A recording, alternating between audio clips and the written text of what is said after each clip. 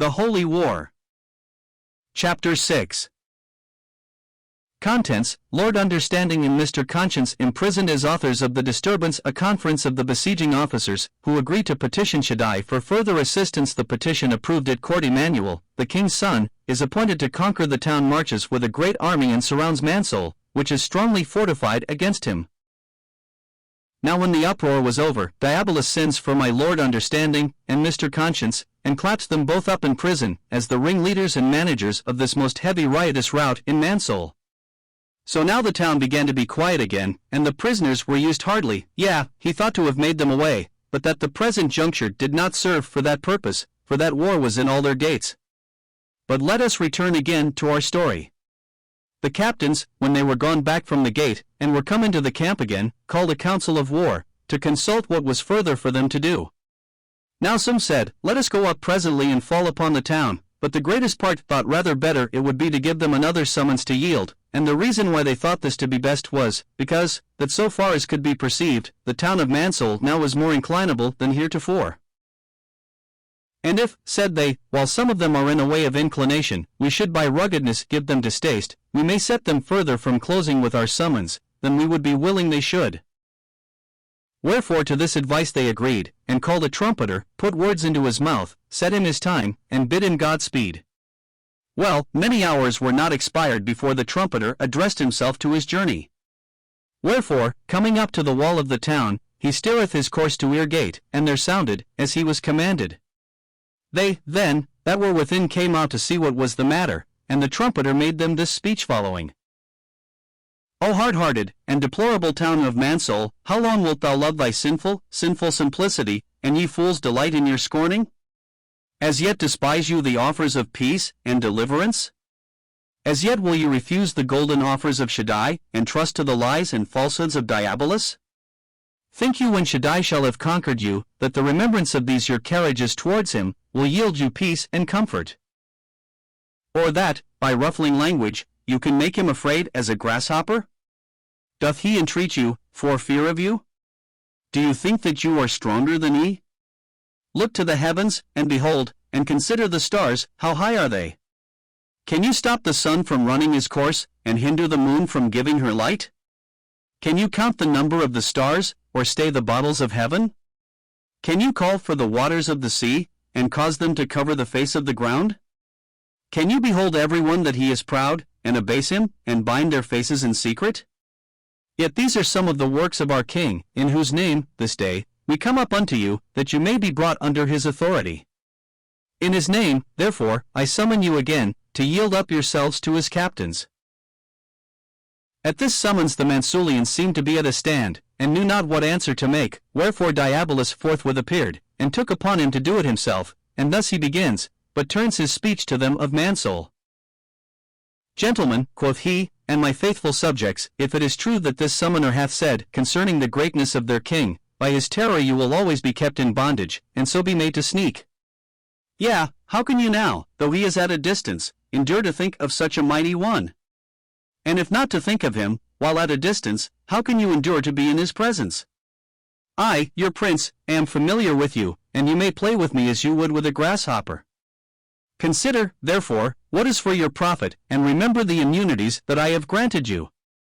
Farther, if all be true that this man hath said, how comes it to pass that the subjects of Shaddai are so enslaved in all places where they come? None in the universe so unhappy as they, none so trampled upon as they. Consider, my MANSOUL. Would thou wert as loath to leave me as I am loath to leave thee? But consider, I say, the ball is yet at thy foot, liberty you have, if you know how to use it. A king you have too, if you can tell how to love and obey him.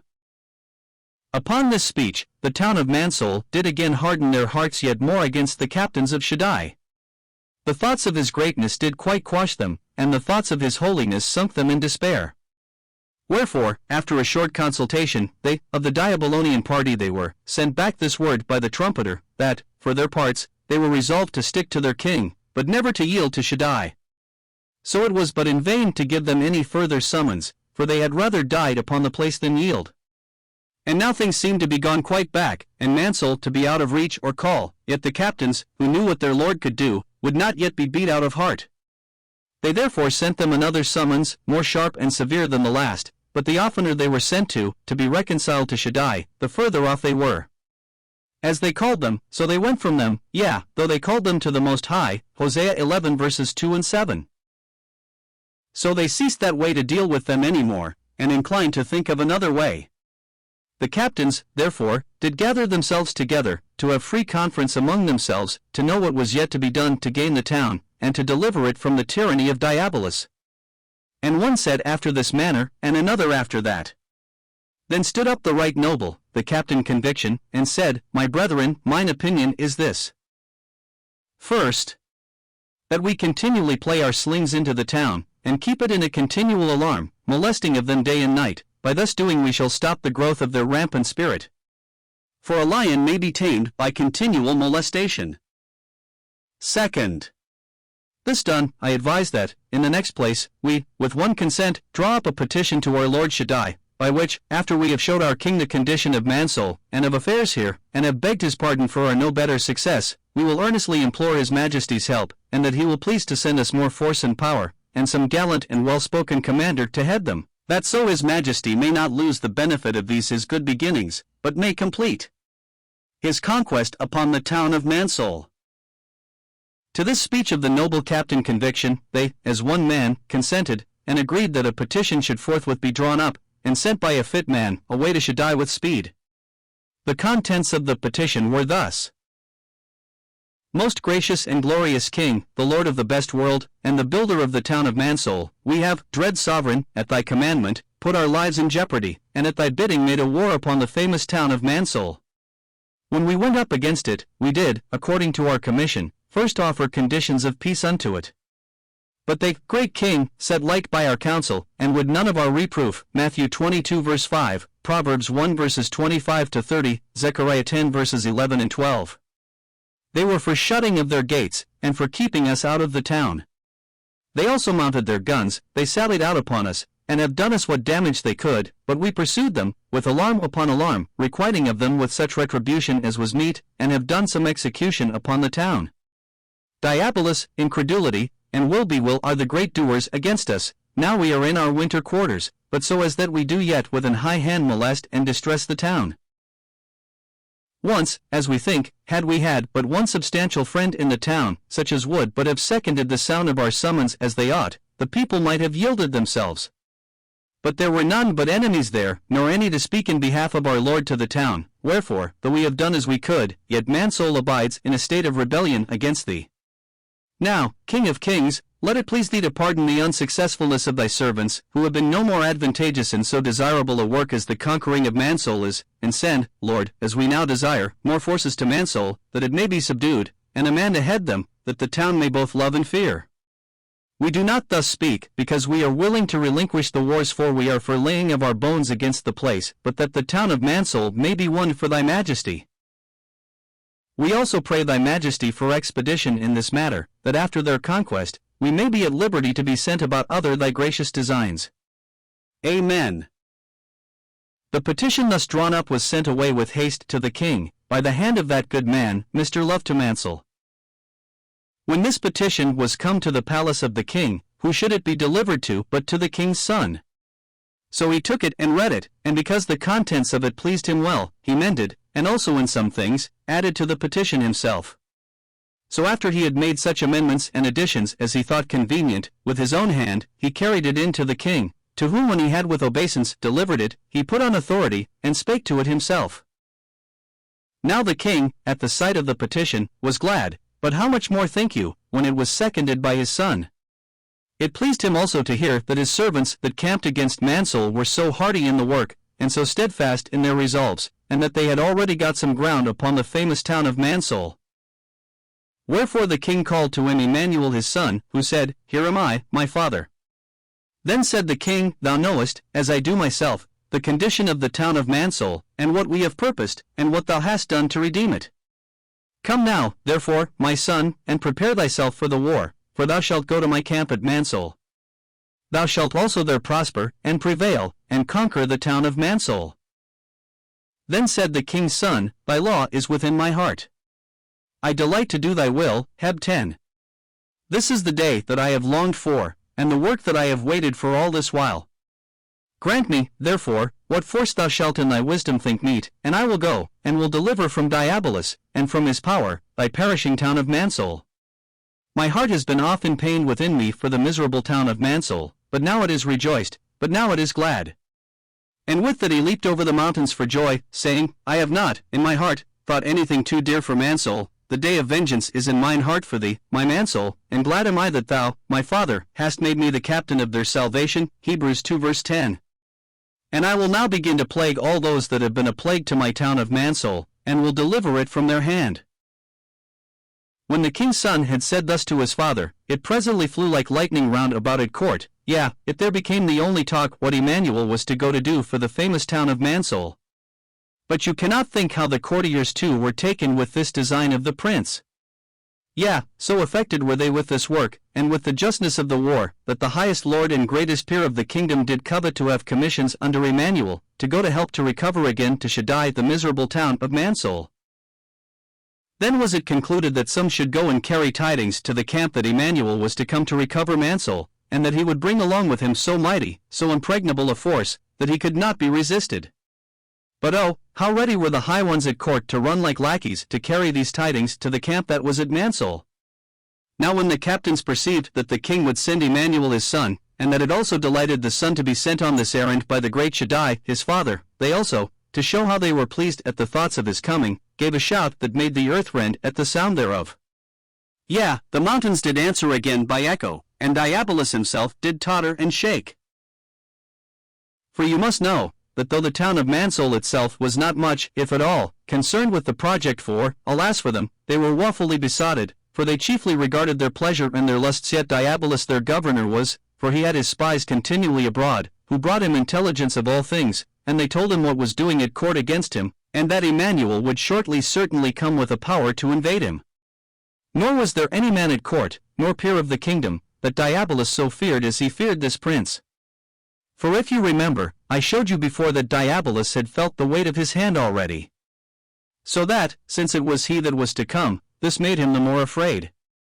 Well, you see how I have told you that the king's son was engaged to come from the court to save MANSOUL, and that his father had made him the captain of the forces. The time, therefore, of his setting forth being now expired, he addressed himself for his march, and taketh with him, for his power, 5 noble captains and their forces. The first was that famous captain, the noble Captain Credence. His were the red colors, and Mr. Promise bore them, and for escutcheon he had the Holy Lamb and golden shield. And he had 10,000 men at his feet, John 1 verse 29, Ephesians 6 verse 16. The second was that famous captain, the Captain Good Hope. His were the blue colors, his standard-bearer was Mr. Expectation, and for escutcheon he had the 3 golden anchors. And he had 10,000 men at his feet, Hebrews 6 verse 19. The third captain was that valiant captain, the Captain Charity. His standard-bearer was Mr. Pitiful, his were the green colors, and for his scutcheon he had 3 naked orphans embraced in the bosom. And he had 10,000 men at his feet, 1 Corinthians 13. The fourth was that gallant commander, the Captain Innocent. His standard-bearer was Mr. Harmless, his were the white colors, and for his scutcheon he had the 3 golden doves, Hebrews 10 verse 16. The fifth was the truly loyal and well-beloved captain, the Captain Patience. His standard-bearer was Mr. Sufferlong, his were the black colors, and for a scutcheon he had 3 arrows through the golden heart, Hebrews 6 verse 12. These were Emmanuel's captains, these their standard-bearers, their colors, and their scutcheons, and these the men under their command. So, as was said, the brave prince took his march to go to the town of MANSOUL. Captain Credence led the van, and Captain Patience brought up the rear. So the other 3, with their men, made up the main body, the prince himself riding in his chariot at the head of them. But when they set out for their march, oh how the trumpets sounded, their armor glittered, and how the colors waved in the wind. The prince's armor was all of gold, and it shone like the sun in the firmament. The captain's armor was of proof, and was in appearance like the glittering stars. There were also some from the court that rode reformata, for the love that they had to the king SHADDAI, and for the happy deliverance of the town of MANSOUL. Emmanuel also, when he had thus set forward to go to recover the town of MANSOUL, took with him, at the commandment of his father, 44 battering rams, and 12 slings, to whirl stones withal. Every one of these was made of pure gold, and these they carried with them in the heart and body of their army, all along as they went to MANSOUL. So they marched till they came within less than a league of the town. And there they lay till the first 4 captains came thither, to acquaint him with matters. Then they took their journey to go to the town of MANSOUL, and unto MANSOUL they came. But when the old soldiers that were in the camp saw that they had new forces to join with, they again gave such a shout before the walls of the town of MANSOUL, that it put Diabolus into another fright. So they sat down before the town, not now as the other 4 captains did, to wit, against the gates of MANSOUL only, but they environed it round on every side, and beset it behind and before, so that now, let MANSOUL look which way it will, it saw force and power lie in siege against it. Besides, there were mounts cast up against it. The Mount Gracious was on the one side, and Mount Justice was on the other. Further, there were several small banks in advance ground as Plain Truth Hill, and no sin banks where many of the slings were placed against the town. Upon Mount Gracious were planted 4, and upon Mount Justice were planted as many, and the rest were conveniently placed in several parts round about the town. 5 of the best battering rams, that is, of the biggest of them, were placed upon Mount Hearken, a mount cast up hard by Eargate, with intent to break that open. Now, when the men of the town saw the multitude of the soldiers that were come up against the place, and the rams and slings, and the mounts on which they were planted, together with the glittering of the armor and the waving of their colors, they were forced to shift, and again to shift their thoughts, but they hardly changed for thoughts more stout, but rather for thoughts more faint. For though before they thought themselves sufficiently guarded, yet now they began to think that no man knew what would be their hap or lot. When the good Prince Emmanuel had thus beleaguered MANSOUL, in the first place he hangs out the white flag, which he caused to be set up among the golden slings that were planted upon Mount Gracious. And this he did for 2 reasons: 1, to give notice to MANSOUL that he could and would yet be gracious if they turned to him. 2, and that he might leave them the more without excuse, should he destroy them, they continuing in their rebellion. So the white flag, with the 3 golden doves on it, was hanged out for 2 days together, to give them time and space to consider. But they, as was hinted before, as if they were unconcerned, made no reply to the favorable signal of the prince. Then he commanded, and they set the red flag upon that mount called Mount Justice. It was the red flag of Captain Judgment, whose scutcheon was the burning fiery furnace, and this also stood waving before them in the wind for several days together. But look how they carried it under the white flag when that was hanged out, so did they also when the red one was, and yet he took no advantage of them. Then he commanded again that his servants would hang out the black flag of defiance against them, whose scutcheon was the 3 burning thunderbolts. But as unconcerned was MANSOUL at this as at those that went before. But when the prince saw that neither mercy, nor judgment, nor execution of judgment, would or could come near the heart of MANSOUL, he was touched with much compunction, and said, Surely this strange carriage of the town of MANSOUL doth rather arise from ignorance of the manner and feats of war, than from a secret defiance of us, and abhorrence of their own lives, or, if they know the manner of the war of their own, yet not the rites and ceremonies of the wars in which we are concerned, when I make wars upon mine enemy Diabolus. Therefore, he sent to the town of MANSOUL, to let them know what he meant by those signs and ceremonies of the flag, and also to know of them which of the things they would choose, whether grace and mercy, or judgment and the execution of judgment. All this while they kept their gates shut with locks, bolts, and bars, as fast as they could. Their guards, also, were doubled, and their watch made as strong as they could. Diabolus also did pluck up what heart he could to encourage the town to make resistance. The townsmen also made answer to the prince's messenger, in substance, according to that which follows. Great sir, as to what by your messenger you have signified to us, whether we will accept of your mercy or fall by your justice, we are bound by the law and custom of this place, and can give you no positive answer. For it is against the law, government, and the prerogative royal of our king, to make either peace or war without him. But this we will do, we will petition that our prince will come down to the wall, and there give you such treatment as he shall think fit, and profitable for us. When the good Prince Emmanuel heard this answer, and saw the slavery and bondage of the people, and how much content they were to abide in the chains of the tyrant Diabolus, it grieved him at the heart. And, indeed, when at any time he perceived that any were contented under the slavery of the giant, he would be affected with it. But to return again to our purpose. After the town had carried this news to Diabolus, and had told him, moreover, that the prince that lay in the leaguer without the wall waited upon them for an answer, he refused, and huffed as well as he could, but in heart he was afraid. Then, said he, I will go down to the gates myself, and give him such an answer as I think fit. So he went down to Mouth Gate, and there addressed himself to speak to Emmanuel, but in such language as the town understood not, the contents whereof were as follows.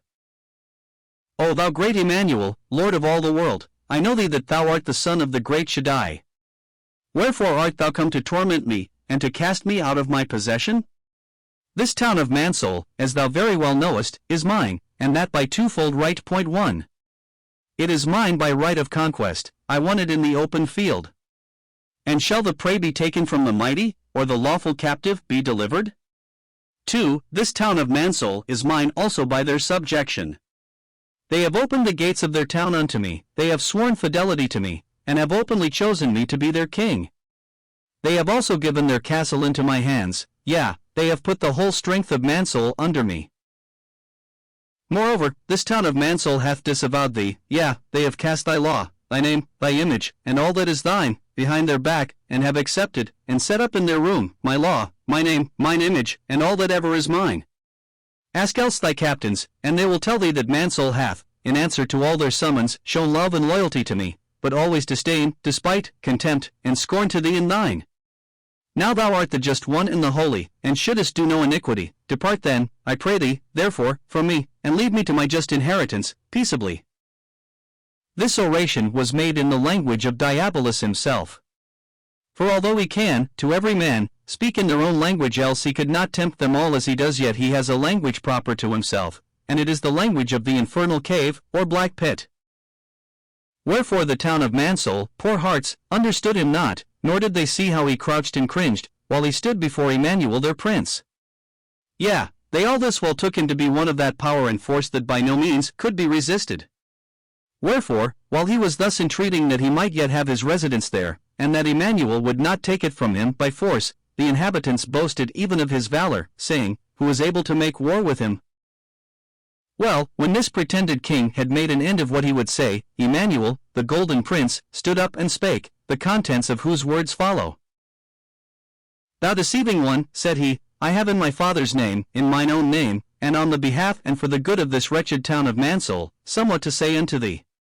Thou pretendest a right, a lawful right, to the deplorable town of MANSOUL, when it is most apparent to all my Father's court, that the entrance which thou hast obtained in at the gates of MANSOUL was through thy lies and falsehood. Thou belight'st my Father, thou belight'st his law, and so deceivest the people of MANSOUL. Thou pretendest that the people have accepted thee for their king, their captain, and right liege lord, but that also was by the exercise of deceit and guile. Now, if lying wheeliness, sinful craft, and all manner of horrible hypocrisy, will go in my Father's court for equity and right, in which court thou must be tried, then will I confess unto thee that thou hast made a lawful conquest. But alas, what thief, what tyrant, what devil is there that may not conquer after this sort? But I can make it appear, O Diabolus, that thou, in all thy pretenses to a conquest of MANSOUL, hast nothing of truth to say.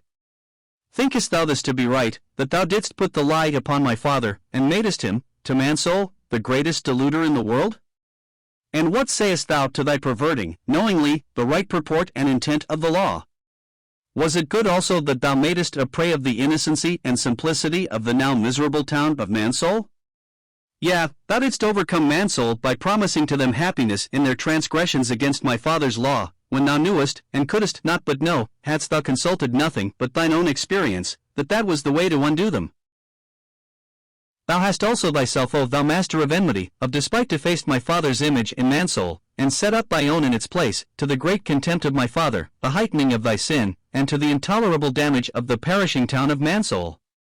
Thou hast, moreover, as if all these were but little things with thee, not only deluded and undone this place, but, by thy lies and fraudulent carriage, hast set them against their own deliverance. How hast thou stirred them up against my Father's captains, and made them to fight against those that were sent of him to deliver them from their bondage? All these things and very many more thou hast done against thy light, and in contempt of my Father and of his law, yea, and with design to bring under his displeasure forever the miserable town of MANSOUL. I am therefore come to avenge the wrong that thou hast done to my Father, and to deal with thee for the blasphemies wherewith thou hast made poor MANSOUL blaspheme his name. Yea, upon thy head, thou prince of the infernal cave, will I require it. As for myself, O Diabolus, I am come against thee by lawful power, and to take, by strength of hand, this town of MANSOUL out of thy burning fingers. For this town of MANSOUL is mine, O Diabolus, and that by undoubted right, as all shall see that will diligently search the most ancient and most authentic records, and I will plead my title to it, to the confusion of thy face. First, for the town of MANSOUL, my father built and did fashion it with his hand. The palace also that is in the midst of that town, he built it for his own delight. This town of MANSOUL therefore is my father's, and that by the best of titles, and he that gainsays the truth of this must lie against his soul. Second, O thou master of the lie, this town of MANSOUL is mine. 1. For that I am my father's heir, his firstborn, and the only delight of his heart. I am therefore come up against thee in mine own right, even to recover mine own inheritance out of thine hand. Hebrews 1 verse 2, John 16 verse 15.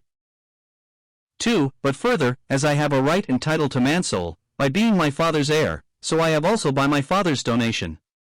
His it was, and he gave it me, John 17, nor have I at any time offended my father, that he should take it from me and give it to thee. Nor have I been forced by playing the bankrupt to sell, or set to sale to thee, my beloved town of MANSOUL, Isaiah 1 verse 1. MANSOUL is my desire, my delight, and the joy of my heart. But 3. MANSOUL is mine by right of purchase. I have bought it, O Diabolus, I have bought it to myself. Now, since it was my father's and mine, as I was his heir, and since also I have made it mine by virtue of a great purchase, it followeth that, by all lawful right the town of MANSOUL is mine, and that thou art an usurper, a tyrant, and traitor, in thy holding possession thereof. Now, the cause of my purchasing of it was this: MANSOUL had trespassed against my father. Now my father had said, that in the day that they broke his law they should die. Now it is more possible for heaven and earth to pass away, than for my father to break his word. Matthew 5 verse 18. Wherefore, when MANSOUL had sinned indeed by hearkening to thy lie, I put in and became a surety to my father, body for body, and soul for soul, that I would make amends for MANSOUL's transgressions, and my father did accept thereof. So when the time appointed was come, I gave body for body, soul for soul, life for life, blood for blood, and so redeemed my beloved MANSOUL. For, nor did I do this to the halves, my father's law and justice that were both concerned in the threatening upon transgression, are both now satisfied, and very well content that MANSOUL should be delivered. 5. Nor am I come out this day against thee, but by commandment of my father. It was he that said unto me, Go down and deliver MANSOUL. Wherefore, be it known unto thee, O thou fountain of deceit, and be it also known to the foolish town of MANSOUL, that I am not come against thee this day without my father. And now, said the golden-headed prince, I have a word to the town of MANSOUL. But so soon as mention was made that he had a word to speak to the besotted town of MANSOUL, the gates were double guarded, and all men commanded not to give him audience. So he proceeded, and said, O unhappy town of MANSOUL, I cannot but be touched with pity and compassion for thee. Thou hast accepted of Diabolus for thy king, and art become a nurse and minister of Diabolonians against thy sovereign lord. Thy gates thou hast opened to him, but hast shut them fast against me. Thou hast given him an hearing, but hast stopped thine ears at my cry. He brought to thee thy destruction, and thou didst receive both him and it. I am come to thee bringing salvation, but thou regardest me not. Besides, thou hast, as with sacrilegious hands, taken thyself with all that was mine in thee, and hast given all to my foe, and to the greatest enemy my father has. You have bowed and subjected yourselves to him, you have vowed and sworn yourselves to be his. Poor MANSOUL! What shall I do unto thee? Shall I save thee? Shall I destroy thee? What shall I do unto thee? Shall I fall upon thee and grind thee to powder, or make thee a monument of the richest grace? What shall I do unto thee? Hearken, therefore, thou town of MANSOUL, hearken to my word, and thou shalt live. I am merciful, MANSOUL, and thou shalt find me so. Shut me not out of thy gates. Canticles 5:2. O MANSOUL, neither is my commission nor inclination at all to do thee hurt. Why fliest thou so fast from thy friend, and stickest so close to thine enemy? Indeed, I would have thee, because it becomes thee, to be sorry for thy sin, but do not despair of life. This great force is not to hurt thee, but to deliver thee from thy bondage, and to reduce thee to thy obedience. Luke 9 verse 56, John 12 verse 47. My commission, indeed, is to make a war upon Diabolus thy king, and upon all Diabolonians with him, for he is the strong man armed that keeps the house, and I will have him out. His spoils I must divide, his armor I must take from him, his hole I must cast him out of, and must make it an habitation for myself. And this, O MANSOUL, shall DIABOLUS know, when he shall be made to follow me in chains, and when MANSOUL shall rejoice to see it so. Would I now put forth my might, 'cause that forthwith he should leave you and depart, but I have it in my heart so to deal with him, as that the justice of the war that I shall make upon him may be seen and acknowledged by all.